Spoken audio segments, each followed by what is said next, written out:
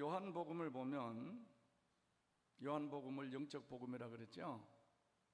그래서 1장에서는 태초의 말씀에 계시니라 예수님의 선제성을 이야기를 하면서 세례를 받으시고, 2장에 들어가서 가나 혼인잔치, 3장에 들어와서 니고데모와의 대화, 아주 놀라운 영적 사건들이 벌어집니다. 오늘 4장에 들어와서는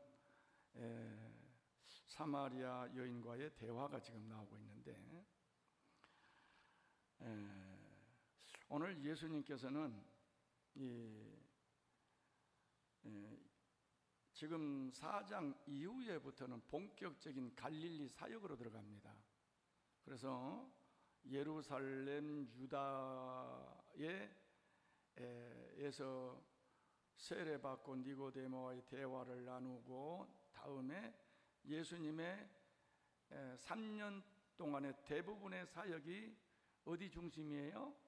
갈릴리 중심이에요. 갈릴리 중심의 사역이고, 예수님 생애에 예루살렘에 오신 것이 한 4번 정도 오십니다. 1년에 한 번꼴로 오세요. 오늘 여기에서 올라가면 이제 근 1년 있다가 아마 예루살렘에 오시게 되는데, 유다 지방을 떠나서 지금 갈릴리로 향하는 예수님의 발걸음이에요. 근데 보통 예루살렘 또 유다 지방에서 갈릴리로 올라가려면은 갈릴리에서 요단강을 타고 내려오는 사해가 있잖아요. 그러니까 이 요단강 대체로 그 변으로 해서 따라서 올라가요. 물론 거리는 좀 멉니다. 사마리아로 가는 것보다는 좀 먼데, 그러나 사마리아로 안 가요, 유대인들은. 물론 그것은 역사적인 오랫동안 반목이기 때문에 그래요. 그런데 오늘 예수님은 일부러 사마리아 지역으로 통과를 하면서 어디로 올라갑니까? 갈릴리로 올라가려고 하는 거예요. 그래서 오늘 4절 말씀에 보면 사마리아를 통과하여야 하겠는지라, 우리말 성경에 이렇게 나오면 보통 읽으면 이 무슨 뜻인지를 잘 몰라요. 사마리아를 통과해야 하겠는지라. 영상은 아예 오늘은 안 띄기로 했네요. 여기서 NIV 영어 성경을 보면 뭐라고 나오느냐면은 Now he had to through Samaria 이렇게 나와요. 그러니까 now 하는 것은 뭐냐 하면은 뭔가 결단을 하는 거죠. 자, 이제 목화 지금부터 뭐 이런 결단의 행동, 액션을 취하기 전에 지금 현재의 그 심적인 또는 행동적인 것을 나타내는 거예요. Now 하는 거예요. 그러면서 had to 하는 것은 he had to는 영어로 must와 같아요. 다시 말해서 해야 한다, 꼭 해야 될 필요가 있다, 그런 얘기죠. through 사마리아로 통과를 해야 될, 꼭 반드시 통과해야 될 필요가 있다는 거예요. 필요가. 근데 우리말 성경을 보면은 유대를 떠나서 다시 갈릴리로 가실 때 사마리아를 통과하여야 하겠는지라, 이렇게 나오니까 그냥 쓱 흘려서 읽으면 그런가 보다 이렇게 지날 수 있어요. 그러나 영어 성경은 좀 더 원문에 가깝게 번역이 좀 돼 있다고 볼 수 있습니다. 오늘 이 요한복음 4장을 여러분들이 펼쳐놓고 영상 띄우든지 안 띄우든지 제가 성경 구절 말씀할 때에 찾아서 함께 읽어 나가시기를 바랍니다. 왜 예수님은 반드시 그곳으로 가야 했을까? 그곳에서 무슨 예수님의 결단을 하셨기 때문에 꼭 사마리아, 보통 유대인들이 가지 않는 그 길로 가야만 했었을까 하는 거죠. 그것은 거기서 어떤 한 여인을 꼭 만나야 되기 때문에 그 여인을 만나기 위해서 간 것이다, 이렇게 볼 수 있습니다. 예수님은 예루살렘에서 일찍이 출발하여 이곳 사마리아까지 왔는데 아마도 쉬지 않고 계속 여기까지 왔어요. 그러니까 예루살렘 유대 지방에서 일찍 출발한 거예요. 일찍 출발해서 쉬지 않고 여기에 사마리아까지 왔습니다. 왜 쉬지 않고 왔느냐? 시간을 맞추려고. 예수님은 시간을 꼭 맞춰야 될 필요가 있었습니다. 어디에서 시간을 맞춰야 됐느냐?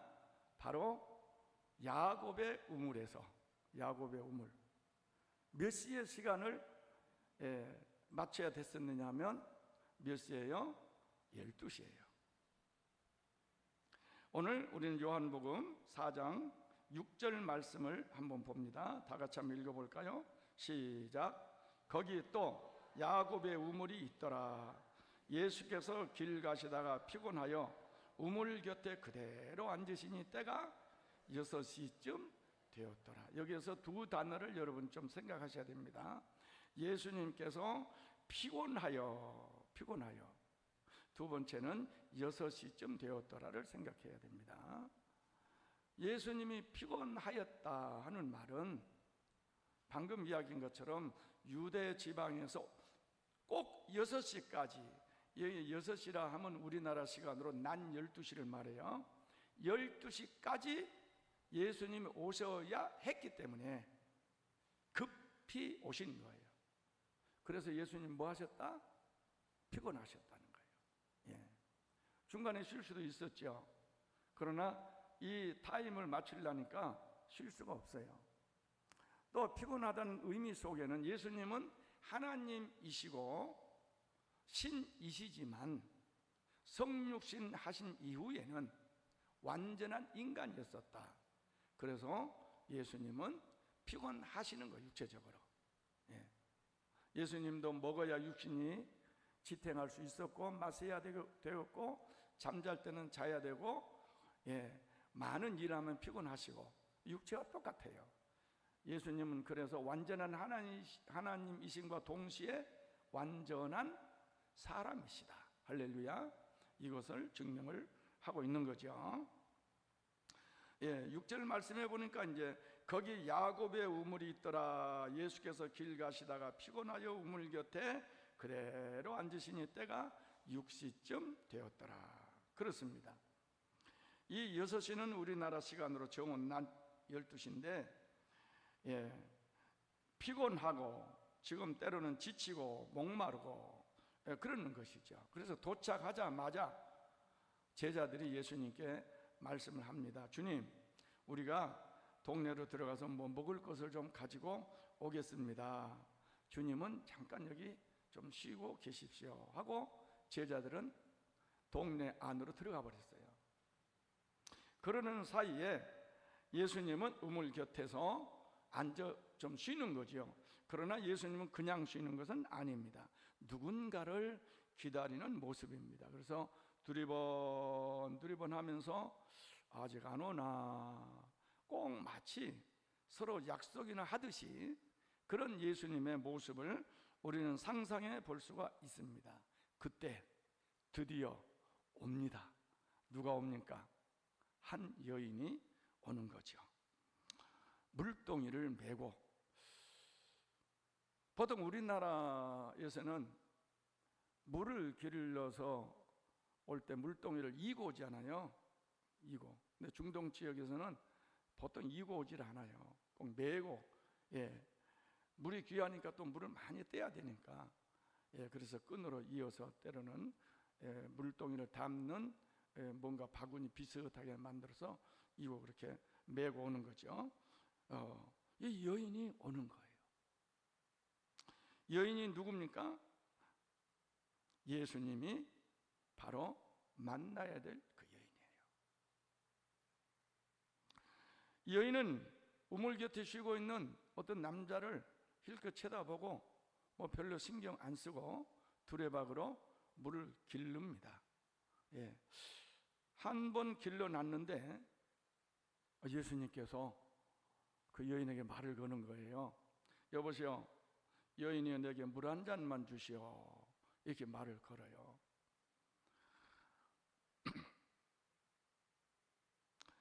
예, 성경은 요한복음 4장 7절을 이렇게 이야기합니다. 다 같이 읽어봅니다. 시작. 사마리아 여자 한 사람이 물을 기르러 왔음에 예수께서 물을 좀 달라 하시니, 이것이 대화의 기법이에요. 여러분, 낯선 사람과 이야기할 때는요, 그냥 단도직입적으로 무슨 본론을 이야기하면 안 됩니다.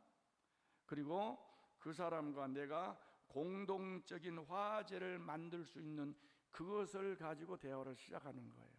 예를 들어서 날씨, 보통 날씨를 이야기를 많이 하죠. 근데 여기는 우물가입니다. 우물가니까 자연스럽게 물 한 잔 달라는 말은 그 여인과 이 남자 되신 예수님과의 공동적인 대화가 될 수가 있는 거죠. 예, 그래서 우리가 사람과의 대화를 할 때에 꼭 이런 방법을 써야 돼요. 예, 처음 보는 사람, 전도 여러분들이 나가잖아요. 예수 믿고 구원받읍시다 이러면은 니나 믿고 니나 구원받아라, 천당 가든지 만당 가든지 해라. 대화가 안 돼요. 예, 그래서 어떻게 합니까? 예, 전도를 해도 이런 것을 하는 거예요. 오늘 날씨가 너무 더워요. 많이 목마르지요? 물 한 컵 갖다 주면서 이야기를 하게 되면 훨씬 대화가 부드럽지요. 혹시 총각들이 안 계시네. 연애할 때도 마찬가지. 예, 근데 예수님이 무슨 수작을 걸기 위해서 그런 건 아닙니다. 그렇습니다. 이런 것이 오늘 예수님에게서 우리는 또한 뭘 배울 수가 있느냐 하면은, 개별 전도하는 방법을 또 배울 수가 있어요. 여러분들이 제가 교회를 개척할 때에 여러 계절이 있잖아요. 봄, 여름, 가을, 겨울. 근데 언제 개척한 것이 좋을까 제가 생각을 했어요. 겨울에 개척할까? 겨울에는 안 돼. 날씨도 춥고 사람들도 안 나와. 봄에 할까? 이른 봄에 하는 것은 안 좋아. 그럼 언제쯤 해야지? 그래서 한여름은 너무 덥고, 그래서 제가 5월 달쯤 한 게 좋겠다. 그래서 5월 달에 개척을 한 거예요. 왜냐? 사람들이 이제 시원하고 봄바람도 맞이하고 밖에 나와서 좀 앉아 있으면 자연스럽게 대화를 하는 게 좋지 않겠나, 사람을 만나기가 쉽지 않겠나. 그래서 제가 5월 달에 교회를 개척을 했어요. 1990년 5월 13일에 첫 예배를 드렸습니다. 5월 13일.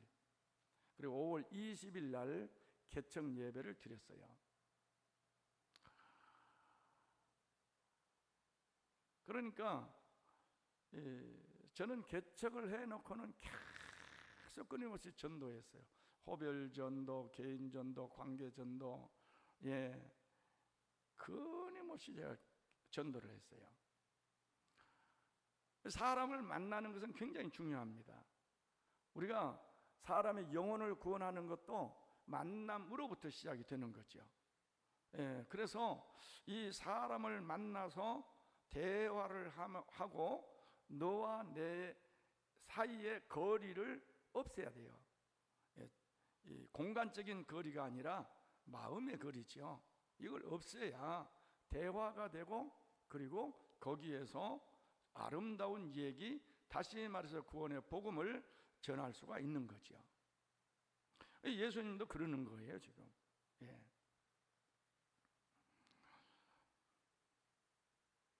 그런데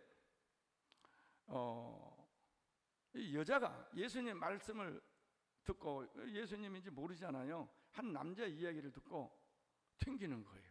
아이고, 별 남자가 다 있네. 그런 거예요. 근데 외모적으로 행색을 보니까 예수님이 누구처럼 보였어요? 어느 지방? 어느 지방 사람처럼 보였습니까? 유대인처럼 보였단 말이에요. 예. 그래서 이 사마리아 여자가 튕기면서 이런 이야기를 합니다. 9절 말씀 다 같이 시작. 사마리아 여자가 이르되 당신은 유대인으로서 어찌하여 사마리아 여자인 나에게 물을 달라고 합니까? 이러는 거예요. 그렇죠. 유대인이면서 왜 사마리아, 특별히 지역을 이렇게 이야기를 하잖아요. 유대인이면서 사마리아인 나 여자에게 물 달라고 하느냐. 그래서 사도 요한은 그 이유를 친절하게 설명을 해놨어요. 이는 유대인이 사마리아인과 상종하지 아니함이로라. 예. 사마리아와 유대인들은 이때도 역시 여전히 상종하지 아니했다. 이 역사적인 깊은 골이 있습니다.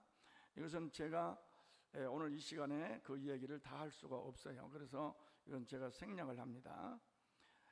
신분적으로 말하자면은 양반과 쌍놈, 우리 옛날에 이런 제도가 있을 때에 유대인은 양반이고 사마리아는 쌍놈이에요.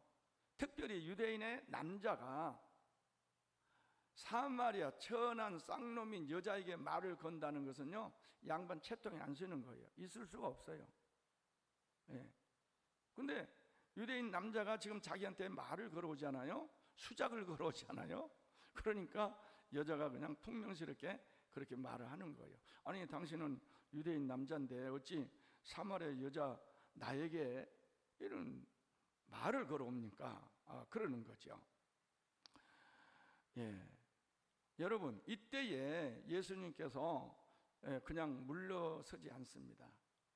우리가 낯선 사람과 대화할 때도 한두 번 이야기를 하고, 또 여러분 전도하다가 대화할 때 한두 번 필요 없다고 이야기했을 때 물러서면 안 됩니다. 예수님은 그냥 물러서지 않았어요. 그리고 뭘 했어요? 예, 여자의 호기심을 자극해서 대화를 다시 시작을 합니다. 저는 전도할 때에 그래요. 띵동, 호빌 전도를 참 많이 했어요. 이 아파트 제송동 일대에 요즘에 들어선 아파트 좀 많이 있지만은 예전에 있는 아파트는 거의 다 제가 다 들렸습니다. 예, 호빌 전도를 제가 굉장히 많이 했어요. 띵동 하고 눌러서 안에서 누구세요? 하지 않습니까? 그러면 네, 여기 밑에서 왔는데 잠깐만요. 분명히 이야기를 안 했죠. 문을 열어줘요. 그러면 제가 슬그머니 발을 싹 문 옆으로 발을 밀어 넣어요. 왜냐? 낯선 남자가 있으면 얼른 닫잖아요. 닫지 못하게 제가 발을 쓱 밀어 넣어요. 그러면 닫다가 내 발을 딱 채이잖아요. 아이고 다리야, 아이고 발이야. 그럼 깜짝 놀래요. 미안하잖아요, 자기도. 그래서 대화를 해요. 내가 목이 마른데 물 한 컵 줬으면 좋겠는데요. 그리고 제가 사실은 이 밑에 법원 옆에 교회 있잖아요. 교회에서 왔는데요. 몇 가지 잠깐만 이야기 좀 나누고 가려고 그래요. 이러면서 대화를 시작을 하죠. 때로는 그 집에 들어가잖아요.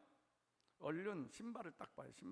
신발장이나 그 다음에 그 현관에 놓여 있는 신발들, 이런 걸 딱 보면 어린아이가 몇 살쯤 되어 보인다. 신발이 몇 개 정도 있구나 이렇게 알아요. 예. 그래서 신발을 보고 이 집에는 애가 초등학생이 있겠구나. 뭐 이런 정도로 금방 간파를 하는 거예요. 3초 내로 이 집의 모든 것을 딱 파악을 해야 돼요. 그리고 거기에 따라 애들은 학교 갔는가 봐요. 3학년이에요. 밑도 끝도 없이 물어보는 거죠. 아니 우리 애 5학년인데 그러시군요. 그러면 자연스럽게 대화가 되는 거죠. 우리 예수님은 이 여자의 호기심을 자극을 하면서 대화를 이어갑니다. 예, 여러분, 그래서 여러분들이 이 사람들과의 대화의 기법이에요. 사람 상대방의 기분을 상하지 않게 하면서 나와의 대화를 이어갈 수 있는 길을 여러분들이 계속 모색을 해야 됩니다. 전도자들은 꼭 필요합니다. 예수님께서 이제 놀라운 것을 염두에 두고 말씀을 해요. 요한복음 4장 10절을 우리가 한번 읽어봅니다. 시작. 예수께서 대답하여 이르시되 네가 만일 하나님의 선물과 또 내게 물을 달라 하는 이가 누구인 줄 알았더라면 네가 그에게 구하였을 것이요 그가 생수를 내게 주었으리라. 할렐루야. 여기에서 우리는 세 단어를 집중해서 봐야 돼요. 첫째는 뭐예요? 하나님의 선물과. 선물이야? 하나님의 선물이 뭐지? 내가 누구인 줄 알았다면, 너와 수작을 걸려고 이야기한 이 남자가 누구인 줄 너는 모르지? 그런 거죠. 그러면서 뭐라고 이야기합니까? 그가 너에게 생수를 주었으리라. 할렐루야. 생수를 주었으리라. 놀라운 단어예요. 이 여인은 이 우물에서 계속 우물을 떠서 먹는 거잖아요. 근데 우리가 먹는 물은 한 번 마시면 또다시 갈증이 와서 또 마셔야 됩니다. 여러분들 하루에 몇 컵 정도 물을 마십니까? 네. 건강을 유지하기 위해서 몇 컵 먹으라고 해요? 8잔을 먹어야 되죠. 8잔 하루에. 8잔을 먹은 사람 별로 없죠? 8잔을 먹으면 우리 몸이 굉장히 좋다는 거예요. 그런데 여인이 눈이 번쩍, 귀가 번쩍 띄어지는 거예요. 아니, 생수를 준다? 또 하나님의 선물은 뭐고 이 남자는 도대체 누구야? 자연스럽게 이 의심이 발동이 되는 거죠. 그러나 여자에게 가장 귀에 번쩍 들어왔던 말은 생수예요. 생수. 그래서 11절에 여자가 이렇게 이야기를 하죠. 읽어봅니다. 시작. 여자가 이르되 물 기를 그릇도 없고 이 우물은 깊은데 어디서 당신이 그 생수를 얻겠습니까? 그러면서 우물의 전설을 이야기하는 거예요. 4장 6절에 아까 누구의 우물이라 그랬어요? 야곱의 우물이라 했죠. 근데 여자는 이 우물에 대한 전설을 쭉 이야기를 합니다. 이 우물은 본래 야곱이 판 우물인데 야곱이 우물을 파가지고 그 자손들에게 다 먹었고 오늘날까지 이 우물이 여기에 존속되어서 지금도 이 수가성 많은 사람들은 이곳에 이 우물을 먹고 있다. 그런데 이 우물이 누구 우물? 야곱의 우물이에요. 야곱. 그러니까 사마리아 사람들은 야곱과 지금 이 시대의 시대적 간격은 얼마인 줄 아세요? 약 2000년 되는 거예요. 2000년. 그러니까 우물이 2000년 동안 지금 존속된 거예요. 진짜 야곱의 우물인지 아닌지는 몰라요. 그러나 세겜, 여기 사마리아가 구약 시대에는 세겜이에요. 세겜에서 야곱의 우물을 팠다는 것은 사실이에요. 그 우물이 지금까지 왔으니 얼마나 이 우물을 통해서 많은 사람들이 먹고 살았느냐 말이죠. 그리고 야곱은 얼마나 위대하냐. 그들의 조상 아브라함, 야곱 4대 조상을 이야기할 때에 이스라엘 백성들은요 굉장히 위대하게 보는 거예요. 이 야곱의 우물에 대한 전설을 쭉 이야기하면서 결론적으로 뭐라 그래요? 당신이 야곱보다 큽니까? 이렇게 묻는 거예요. 그렇죠. 이때 예수님의 대화는 좀 더 깊이 들어갑니다. 지금까지는 눈에 보이는 육적인 부분의 대화를 나눴다면 지금부터는 영적 부분까지 들어가는 거예요. 인생은 보이는 육적인 것이 전부가 아닙니다. 그리고 안 보이는 영적인 문제를 우리가 알 때, 그 마음의 깊은 곳에 무슨 마음을 먹고 있느냐를 알 때에 우리는 그 사람과의 아름다운 관계를 유지할 수가 있습니다. 이 여인의 숨겨진 내면의 깊은 곳은 무엇입니까? 예수님께서는 이 여인의 숨어있는 깊은 내면의 그 갈망, 갈증, 이것을 예수님은 보셨어요. 영적인 통찰력, 이것이 굉장히 중요하죠. 예. 물은 육신적인 몸을 지탱하기 위해서는 반드시 필요하죠. 그러나 물은 다시 목마르게 되어 있습니다. 이건 육신의 한 요소 중에서 대표적인 것을 이야기하는 거예요. 때로는 우리는 물이지만 때로는 여기에 재물도 들어갑니다. 재물일 수도 있습니다. 때로는 쾌락일 수도 있습니다. 때로는 권세일 수도 있습니다. 때로는 인기일 수도 있습니다. 예. 우리는 세상 육적인 것들을 많이 섭취하고 가지려고 하지만 그것은 항상 우리에게 뭘 줘요? 갈증만을 안겨주는 거예요.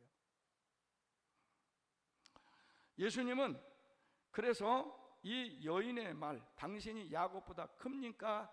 라는 질문을 했을 때에 이 통찰력을 가지고 이렇게 이야기를 합니다.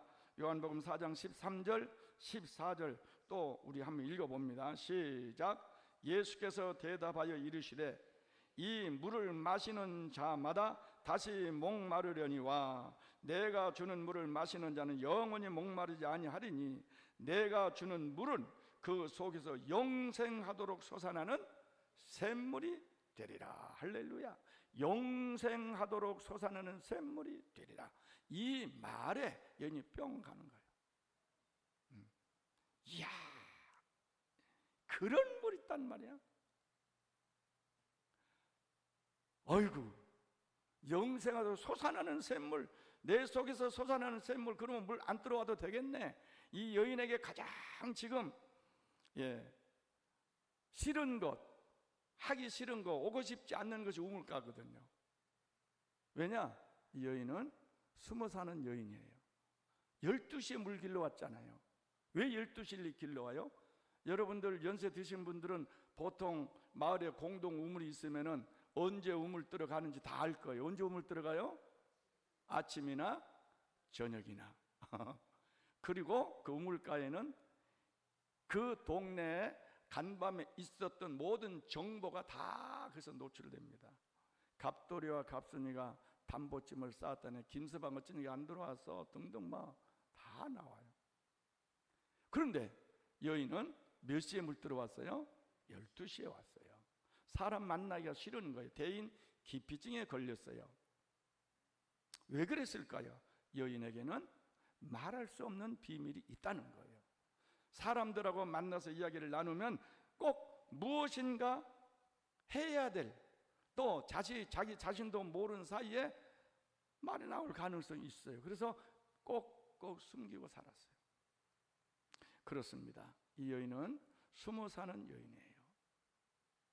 사마리아 동네에 언제 이사 왔는지도 몰라요. 동네 사람들도 몰라요. 누구하고 사는지도 몰라요. 아무튼 부부가 살고 있는 것은 사실이야. 남자와 같이 살고 있으니까. 이때 예수님께서 말씀을 합니다. 하나님의 선물, 예수님이 누구냐? 그리고 영생수, 이것을 네가 원한다면 내가 너에게 주기는 주겠는데 그 전에 한 가지 할 일이 있다. 뭐예요? 내 남편을 불러오라, 이런 거예요. 4장 16절 다 같이 시작. 가서 내 남편을 불러오라. 밑도 끝도 없이 남편을 불러오라고 하니 여자가 어떻게 되겠어요? 깜짝 놀라는 거죠. 세상에 그럴 수가 있나? 만약에 네가 남편을 불러온다면 한 번 먹으면 영원히 목마르지 않은 영생수를 내가 주겠고 하나님의 선물도 주겠고 내가 누구인지도 가르쳐 주겠다는 거예요. 그런데 남편을 불러오란 얘기는 이 여인의 뭘 건드리는 거예요? 지금 아킬레스건을 건드리는 거예요. 자존심을 건드리는 거예요. 꼭꼭 숨겨놓은 남들에게 알리고 싶지 않는 비밀스러운 것을 터치를 해야 된다는 거예요. 이것이 때로는 죄일 수도 있습니다. 때로는 나의 교만일 수도 있습니다. 하나님 앞에 부끄러울 수도 있는 것일 수도 있습니다. 그러나 주님은 그걸 요구하는 거예요. 그러니까 여자가 뭐라 해요? 나 남편 없어. 별 요상한 남자 다 봤네. 남편을 불러오라다니. 나 남편 없단 말이야. 아마 이렇게 했을 거예요. 예. 만약에 이런 소리를 들었으면 보통 남자 같으면 있잖아, 뭘 숨기고 그래, 이렇게 했을 거예요. 예, 근데 예수님은 그렇게 안 했어요. 예수님은 뭐라고 했어요? 17절 부터 18절까지 한번 읽어봅니다. 예, 다 같이 시작.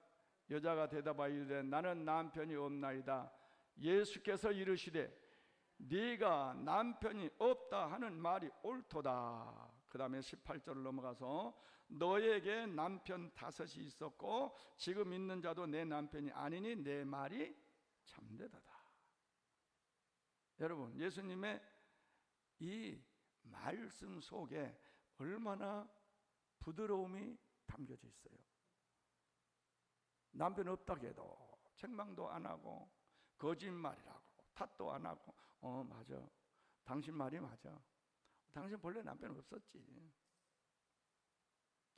당신은 본래 5명의 남자가 있었어. 결혼 5번 했고 이혼 5번 했어. 그리고 지금도 남자하고 살고 있지만 그 남자는 네 남편은 아니야. 그러니 당신이 남편이 없단 말이 맞지? 이야, 감히 누가 이런 말을 하겠어요? 예. 자존심 얼마나 상하겠어요? 그럼 예수님의 말씀에 이 여인은 자존심이 상하는 것이 아니에요. 도대체 내가 이 수가성 마을에 와서 숨어서 사는데 아무에게도 이야기해 본 적이 없고 남자 얘기를 더욱 해본 적이 없는데 어떻게 안단 말이야 이게. 나의 과거를 아는 이 사람은 도대체 누굴까? 우리는 여기에서 예수님의 신성성을 알 수가 있습니다.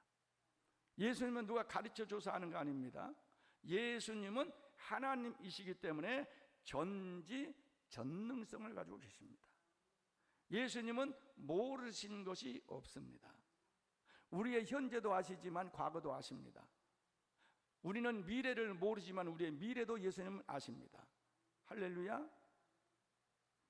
우리는 예수님의 놀라운 신성성을 인정을 해야 진짜 우리는 예수님을 믿을 수가 있습니다. 그녀의 비밀은 무엇이었습니까? 예수님이 말씀한 것처럼 결혼 문제입니다. 아니, 남자 문제라고 해야 옳을 것입니다. 아무에게도 이야기 안 했지만 예수님께서 말씀하신 것처럼 그는 5번이나 결혼을 했고 5번이나 이혼을 했고 그리고 지금도 이 수가성 마을에 와서 어떤 남자하고 살고 있는데 이 남자도 내 남편 아니야. 어떤 남자인지 몰라.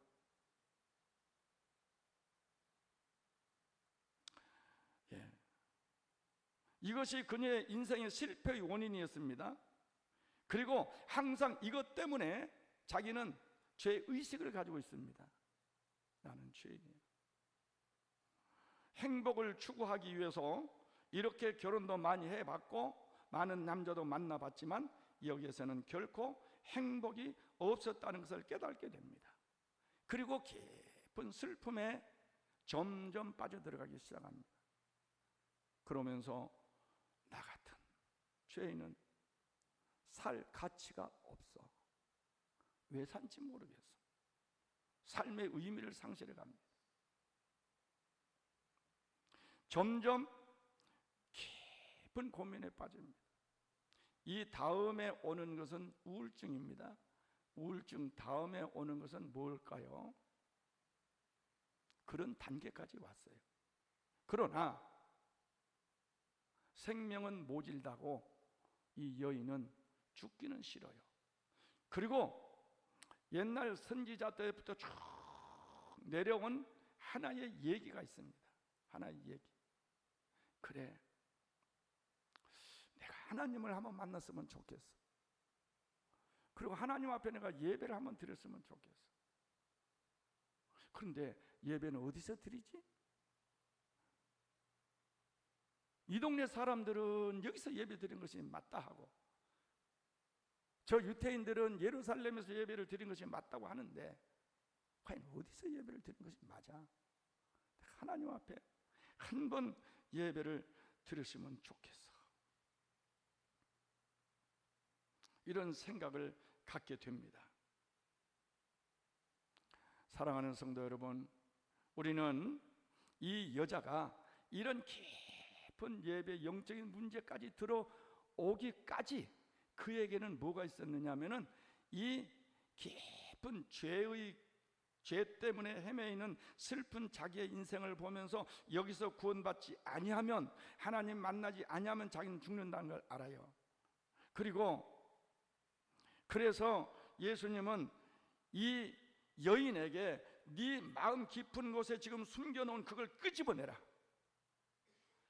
그 알고 싶지 않는 그것을 내한테 이야기를 해. 내가 너 문제를 해결해 줄게. 내가 스스로 해결할 수도 없고 다른 사람이 해결 안 되는 것입니다. 과학적으로도 안 돼요. 예, 요즘에 과학이 있었는데 과학적으로도 안 되는 거예요. 그것은. 요한일서 1장 9절 말씀에 보면, 만일 우리가 우리 죄를 자백하면 그는 미쁘시고 의로우사 우리의 죄를 사하시며 우리를 모든 불의에서 깨끗게 하실 것이요. 할렐루야. 우리가 우리 죄를 자백해야 드디어 그 죄의 문제를 해결함을 받을 수 있게 된다는 것이죠. 도대체 나의 과거를 알고 있고 나의 지금 숨겨놓은 죄악을 알고 있는 이 사람은 도대체 누굴까? 아하, 이 사람은 선지자 같네. 여기까지 도달하게 됩니다. 사랑하는 성도 여러분, 우리도 우리의 문제를 꽁꽁 숨겨놓고 주님 앞에 고백하지 아니하면 안 됩니다. 자백을 해야 됩니다. 예수님은 이 여인을 꾸중하기 위해서 남편 데려오라는 것은 아니에요. 이 여인을 문제 해결해 주기 위해서, 죄에서 구원하기 위해서, 이 여인에게 행복을 주기 위해서 이 문제를 끄집어내는 거예요. 예. 그래서 이 말을 듣고 여인은 예수님 발 앞에 무릎을 탁 꿇습니다. 그리고 고백을 합니다. 19절 다 같이 시작. 여자가 이르되 주여 내가 보니 선지자로소이다. 당신은 선지자군요. 맨 처음에는 하찮은 유대 청년 당신으로 봤어요. 그러다가 주여라는 호칭이 바뀌어집니다. 그리고 지금은 선지자 호칭이 바뀌어져요. 아, 선지자구나. 선지자 같으면 알 거야. 나의 고민을 알 거야. 내 속에 내가 원하는 것이 무엇인지 알 거야. 그래서 이 예배 문제를 터치를 하면서 이 예루살렘에서 예배를 드려야 되는 것이 맞느냐, 아니면 여기 사마리아 사람들이 많은 이곳에서 예배를 드리는 것이 맞느냐. 사마리아에는 그리심산 에발산이 있어요. 옛날 모세 시대에 에발산에서는 저주를, 그리심산은 축복을 선포할지어다 했는데, 그러나 그것보다 더 여로보암이 르호보암, 솔로몬의 아들 르호보암 때 10개 지파를 데리고 북으로 다 가면서 이스라엘이 남과 북으로 두 나라로 쪼개집니다. 그래서 북이스라엘, 남유다로 나눠지지 않아요? 그때 여로보암이 이 사마리에다가 가짜 신을 만듭니다. 가짜 하나님, 금송아지 만들어 놓고, 가짜 성전을 만들어 놓고, 가짜 제사장들을 세워서 가짜 예배를 드려요. 그것이 지금까지 흘러온 거예요. 뿐만 아니라 북이스라엘은 아수르에게 패하고 다시 귀환했을 때에는 이미 아수르와 통혼했어요. 피가 다 섞여져 버려서, 그래서 쌍놈의 취급을 받고 유대인들은 혈통을 유지했어요. 그래서 그들은 양반이라고 생각을 하는 거예요. 여로보암은 남과 북을 딱 갈라놓고 절대로 예루살렘에 가서 예배 드리지 말라 어명을 내리고 거기서 예배를 드리는 거예요. 그렇지만 이건 가짜거든. 사마리아 사람도 알아요. 그래서 예배를 어디서 드린 것이 맞느냐고 항상 고민을 해요. 예루살렘에 가서 예배를 드려봤으면 좋겠다고 생각했던 거예요. 그리고 자기 문제를 하나님 앞에 내놓고 토로해보고 싶고 용서받고 싶고 새로운 인생을 출발해보고 싶었으나 아무도 가르쳐준 사람이 없어요. 그때에 예수님께서 말씀을 하십니다. 23절 24절 자, 다 같이 읽어봅니다. 시작. 아버지께 참되게 예배하는 자들은 영과 진리로 예배할 때가 오나니 곧 이때라. 아버지께서는 이렇게 예배하는 자들을 찾으시느니라. 하나님은 영이시니 예배하는 자는 영과 진리로 예배할지니라. 예배는 장소의 문제가 아니다. 예배는 영과 진리로 드리는 것이다. 내 심령의 문제지. 진정한 너의 영이 하나님을 찾고 하나님이 찾는 예배를 드린다면 그것이 사마리아든지 예루살렘이든지 무슨 상관이 있겠느냐. 장소의 문제가 아니라는 거예요. 예수님께서 이것을 분명히 짚어줍니다. 예배에 대한 말씀은 오늘 저는 생략을 합니다. 이 예배에 대한 말씀을 설교하려고 해도 얼마나 많은 시간이 할애되기 때문에 우리 또 목사님께 많이 들으시니까 예배에 대한 영과 진리로 예배드리는 것이 뭐냐에 대해서는 제가 생략을 합니다. 그러나 하나님이 찾는 예배는 장소가 아니야. 장소가 아니야. 할렐루야. 지금 여기에 앉아 있어도 하나님이 전혀 없는 사람이 있는가 하면 혹 여기에 오지 않았더라도 하나님이 그를 지금 찾고 그 예배를 받는 사람도 있단 말이죠. 그러면서 바로 이 영과 진리로 예배할지니라. 오늘 네가 하나님을 찾고 네가 하나님 앞에 예배 드리려는 네 진실한 마음을 지금 하나님이 받고 있다는 거예요. 할렐루야. 이때 이 여인은 오랫동안 가슴 속에 바라고 있던 가장 큰 영적 소망을 다시 한번 이야기를 하는 거예요.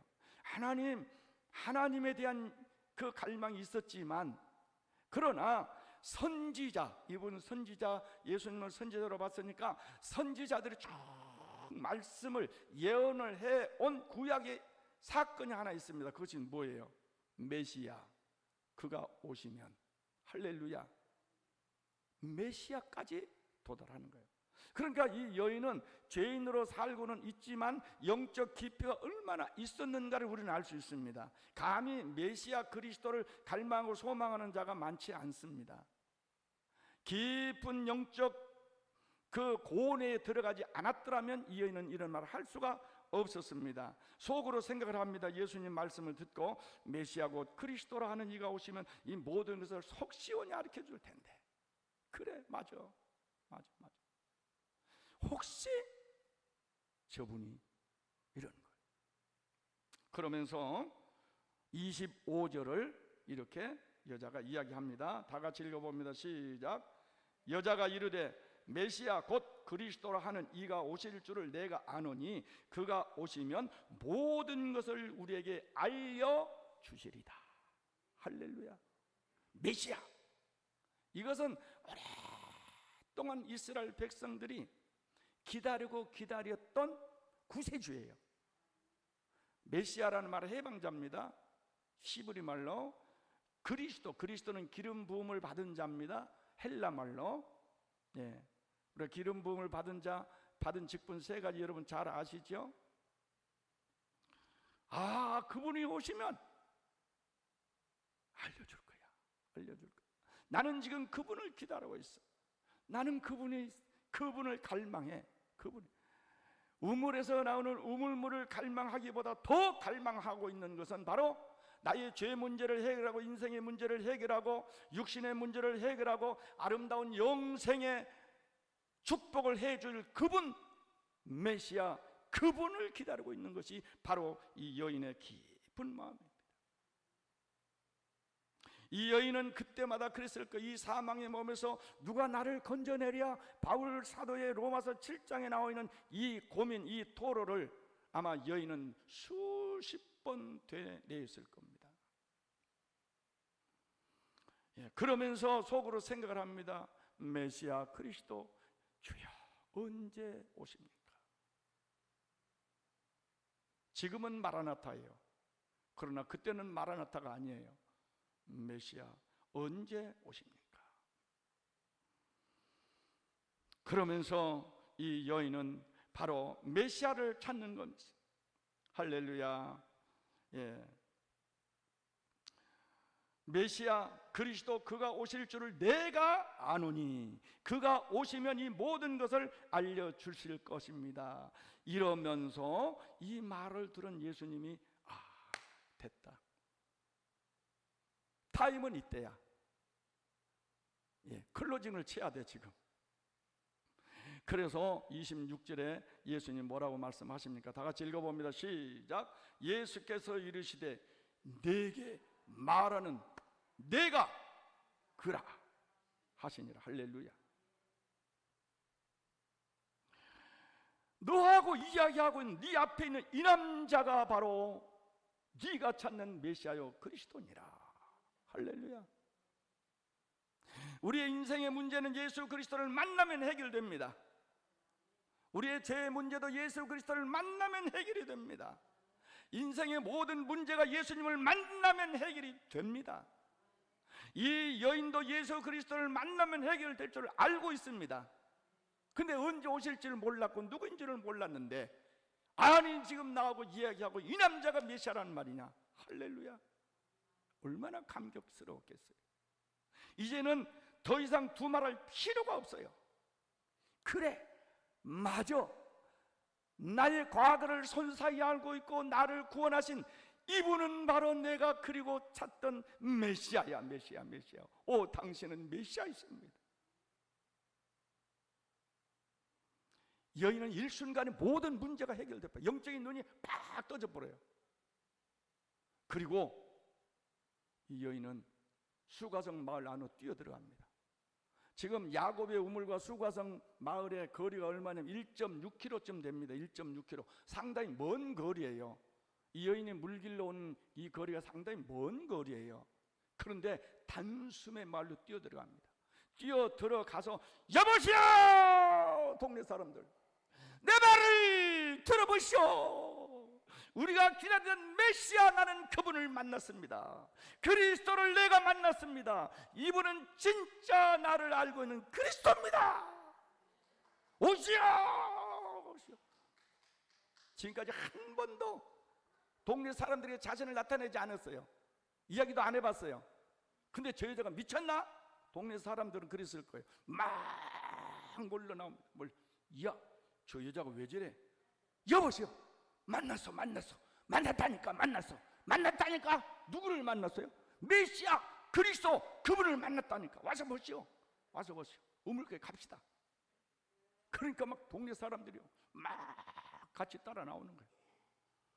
그리고 우물가에 서 계시는 동네 사람들, 예수님이 그들을 맞이하면서 쫙 이야기를 하는 거죠. 동네 사람들이 예수님을 만나서 이야기를 나눠보니까 진짜야, 진짜. 야, 이거 우물가에서 이야기하면 안 되겠어. 갑시다. 예수님, 우리 마을로 들어가요. 안으로 들어가요. 그래서 예수님을 모시고 수가성 마을에 들어가서 이틀씩이나 거하면서 예수님의 복음을 듣고 사마리아가 완전히 복음화 되어버립니다. 사마리아 교회가 설립이 됩니다. 사마리아 동네가 구원받습니다. 할렐루야. 그래서 이 여인 한 사람을 통해서 한 동네가 완전히 구원받고 메시아 예수 그리스도의 자신의 정체가 온전히 이들에게 드러나게 됐다는 놀라운 사실입니다. 할렐루야. 여러분들이 여기 와서 지금 예배를 드리고 하나님을 찾고 메시아를 만나기를 원하지만 진정한 이 여인이 만났던 예수님을 진짜 내가 만났냐는 말이죠. 이 여자가 맨 처음에 생각했던 것처럼 당신 정도, 유태인 정도, 4대 성인 중에 한 사람 정도, 이런 정도 예수님을 생각했다면 아직까지 예수는 못 만난 거예요. 여인이 만났던 예수 그리스도 메시아를 여러분들이 만나시기를 바랍니다. 그래서 이제는 내가 구원받고 내가 구원받는 것으로 끝나는 것이 아니라 나가서 복음을 전하고 그리스도를 전해서 한 마을을 전부 다 구원시키시기를 바랍니다. 결론적으로 구원받고 전도자가 됩시다. 제송동만 구원시킬 것이 아니라 해운대를 구원시키고 부산을 구원시키고 세계적인 전도자가 되시기를 예수님 이름으로 축원합니다.